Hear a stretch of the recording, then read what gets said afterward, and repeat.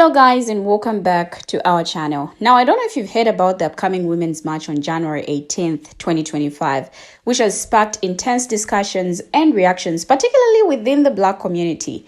Now this is after a video featuring a palm color woman expressing her disgust and outrage towards Black women who plan to boycott the march went viral. Now this sentiment is echoed by another palm color woman who claims that the 92%, presumably referring to Black women, are not participating in the march, and she doesn't blame them one bit.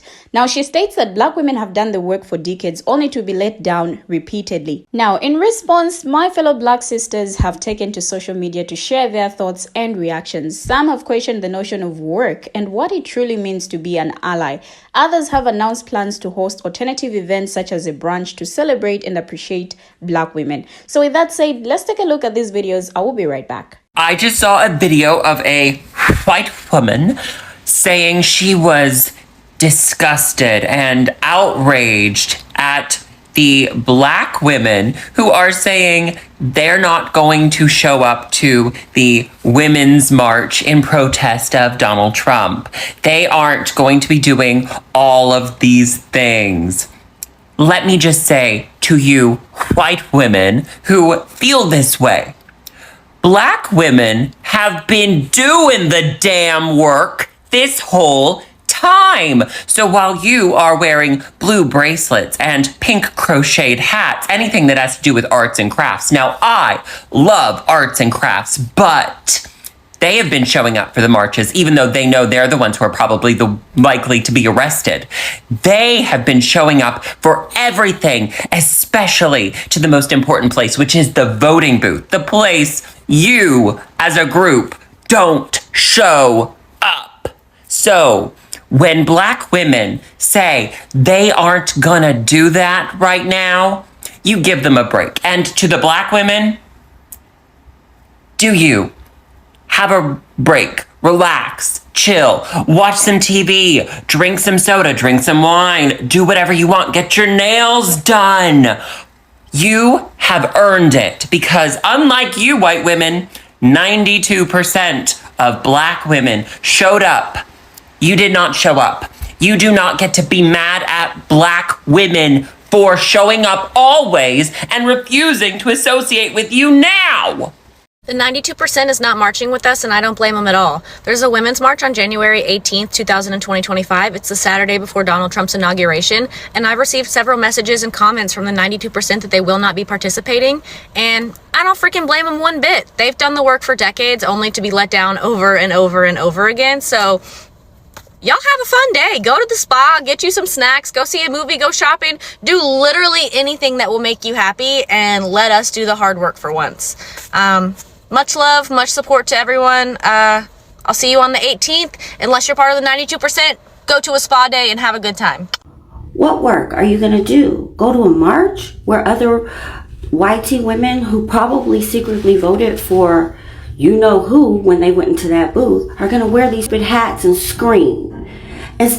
Here's the work. The real work is go figure out who was in those pictures of people, trees. Which one of them are your ancestors? Are they still alive? Why were they doing that? Go talk to them.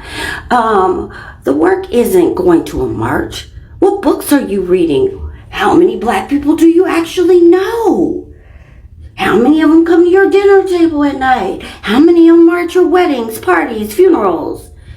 That's the work. The work is talking to the people in your life that voted for this man. That's the work, not a march. A march isn't the work. Sorry. I just want to send a reminder to everybody that Black women are on vacation right now. We're on sabbatical, and we're not going to the Women's March on January 18th. Instead, we have two movements that are happening right now that signify the fact that Black women are putting themselves first. First thing I want to mention is one of my mutuals. I'm going to tag her below, but she is organizing and spearheading the 92% brunch on January 18th. Instead of the march, we're going to brunch.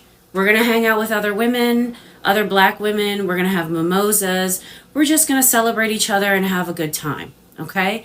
The second thing is about a week earlier, and it's spearheaded by me. I'm going to tag my page Booked and Bougie, but we have initiated the first annual National Black Girl Spa Day, which is this Saturday, January 11th.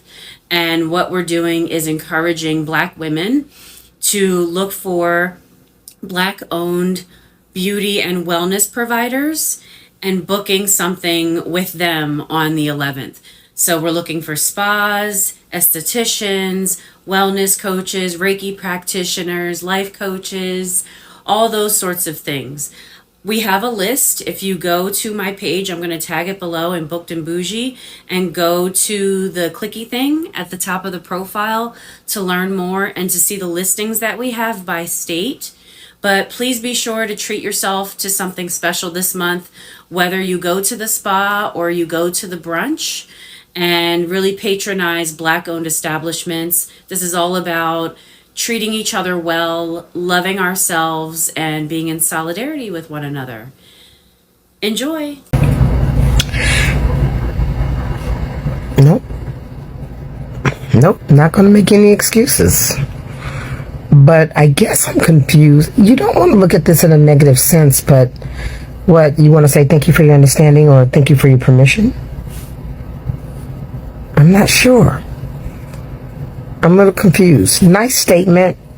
Thank you for having that allyship, I think.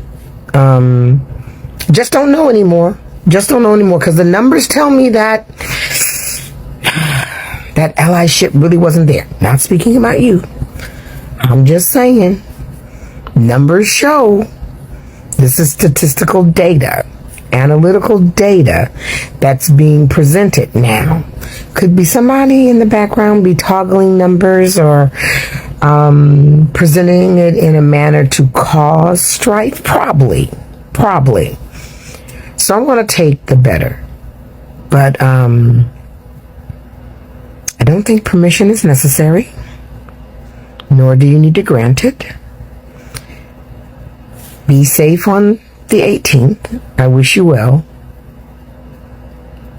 And yeah, I'm getting ready to go. I'm probably going to take a long nap that day.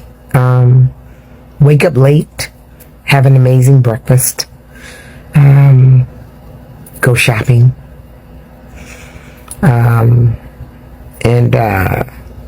look at some of my folks that share the same complexion that I share and give them some love. And I'm not separating myself. I'm not segregating myself.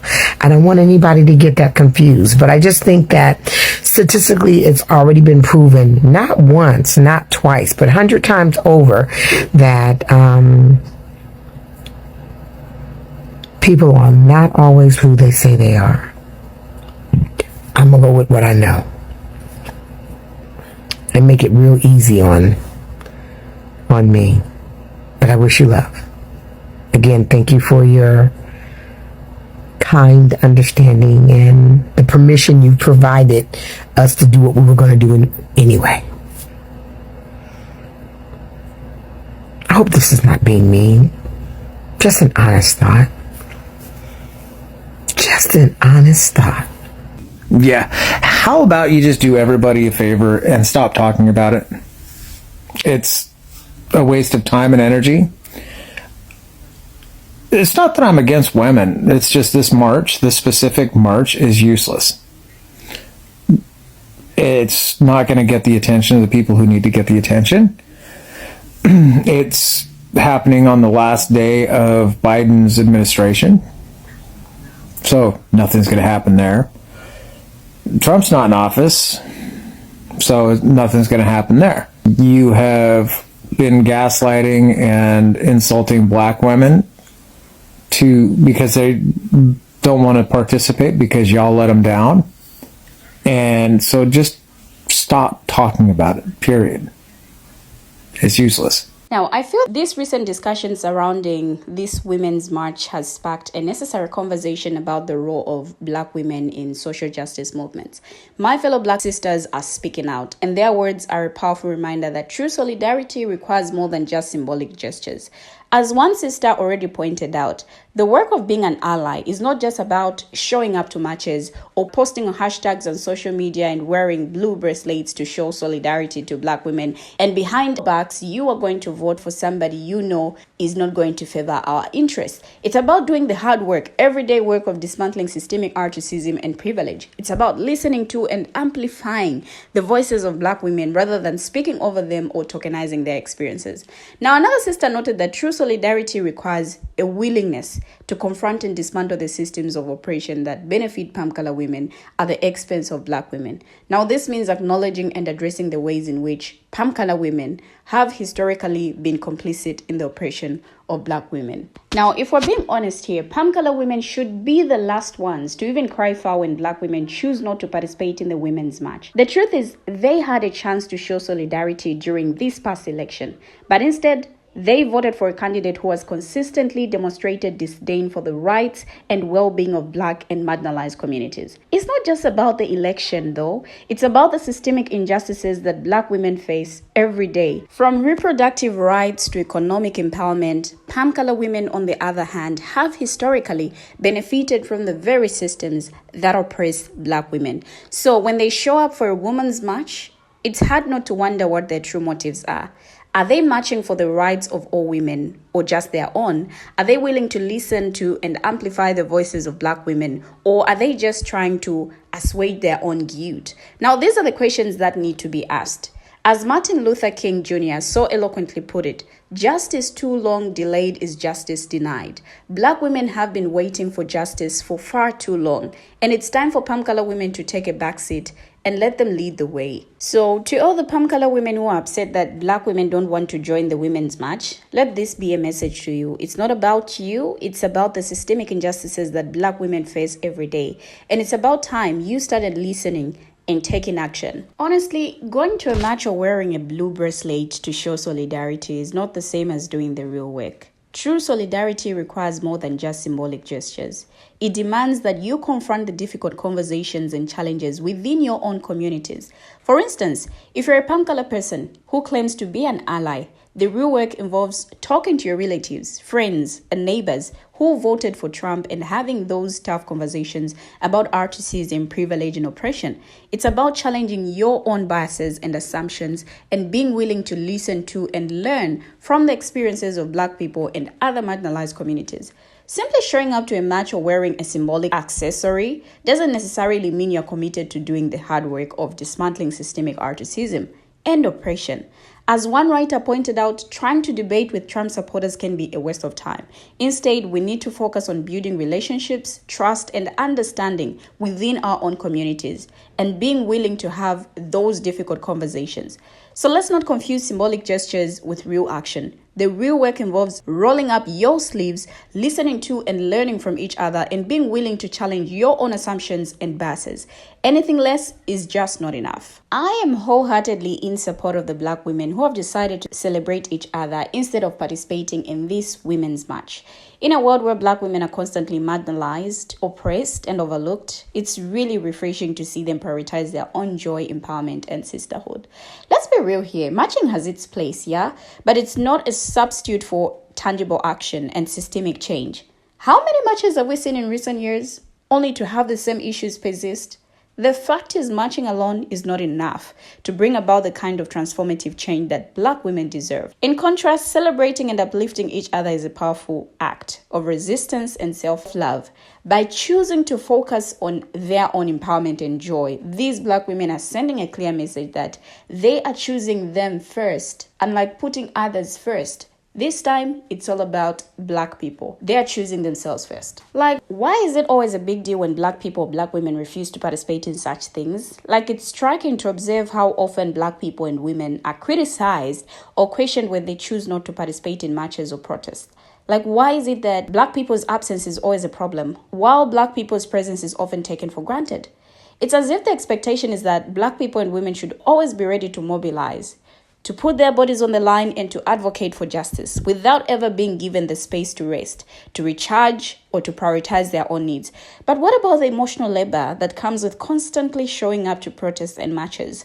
What about the trauma and pain that can be triggered by reliving the same injustices and inequalities over and over again? Like, don't Black people and women deserve the right to say no, to prioritize their own well-being, and to choose how they want to engage in social justice movements? Why is it that the onus is always on Black people and women to educate, to organize, and to advocate for change, while others are free to opt in and out of social justice movements as they please? Like, where is the accountability for those who are not showing up, who are not using their privilege to amplify the voices of marginalized communities? I feel it's time to shift the narrative and recognize that Black people and women have the right to make their own choices as well about how they want to engage in social justice movements. We have finally come to the end of the video, but what do you, our viewers, have to say? Share your thoughts, your views, your contributions as well in the comment section. Thank you for always watching, and see you in our next video as we bring you another interesting video.